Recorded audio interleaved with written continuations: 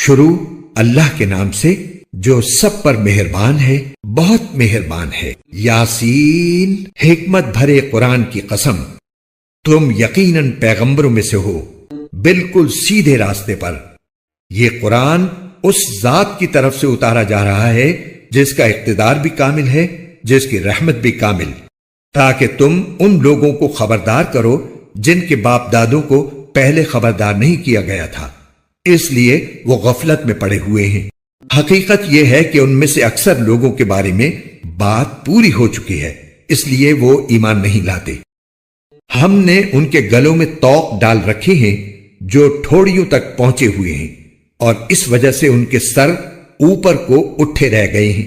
اور ہم نے ایک آڑ ان کے آگے کھڑی کر دی ہے اور ایک آڑ ان کے پیچھے کھڑی کر دی ہے،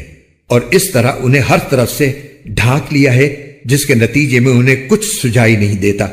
اور ان کے لیے دونوں باتیں برابر ہیں، چاہے تم انہیں خبردار کرو یا خبردار نہ کرو،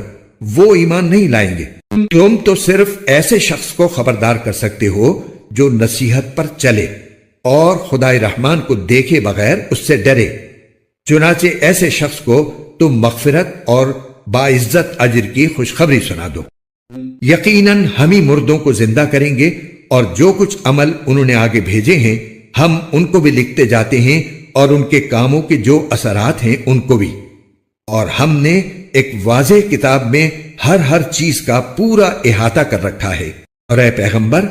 تم ان کے سامنے ایک بستی والوں کی مثال پیش کرو جب ان کے پاس رسول آئے تھے۔ جب ہم نے ان کے پاس شروع میں 2 رسول بھیجے تو انہوں نے دونوں کو جھٹلا دیا،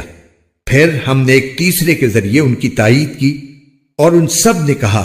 کہ یقین جانو ہمیں تمہارے پاس رسول بنا کر بھیجا گیا ہے۔ انہوں نے کہا تمہاری حقیقت اس کے سوا کچھ بھی نہیں کہ تم ہم جیسے ہی آدمی ہو، اور خدائے رحمان نے کوئی چیز نازل نہیں کی ہے اور تم سراسر جھوٹ بول رہے ہو۔ ان رسولوں نے کہا ہمارا پروردگار خوب جانتا ہے کہ ہمیں واقعی تمہارے پاس رسول بنا کر بھیجا گیا ہے،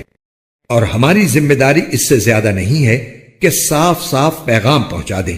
بستی والوں نے کہا ہم نے تو تمہارے اندر نحوست محسوس کی ہے، یقین جانو اگر تم باز نہ آئے تو ہم تم پر پتھر برسائیں گے